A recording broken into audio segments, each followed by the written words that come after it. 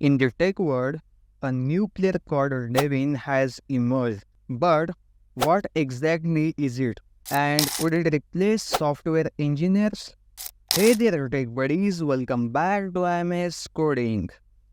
So in this today's video, we are going to discuss about Devin AI, the first software engineer. Devin promises to automate many tasks done by software engineers. From coding to debugging, it's not some impressive tricks, it's sleeve that makes us wonder. But is it the end of software development? So let's see what's good about Devin.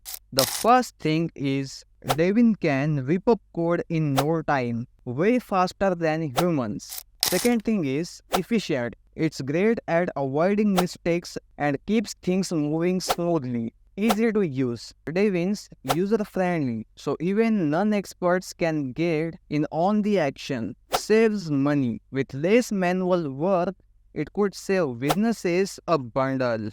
But not everyone's cheering for Devin. Here are some worries folks have. Job losses. Will Devin put software engineers out of work? Quality. Some says automated tools like Devin might produce uninspired code. Dependencies.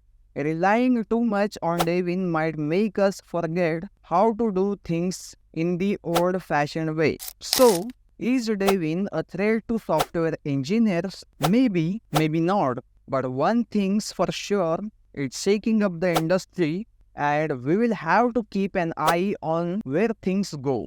So is Devin the end of software engineers? The answer remains to be seen, but one thing's for sure, the future of software development is full of possibilities. So that's it for today's video. I hope you have enjoyed this video. If you are new to my channel, then please do subscribe to us and also press the bell icon.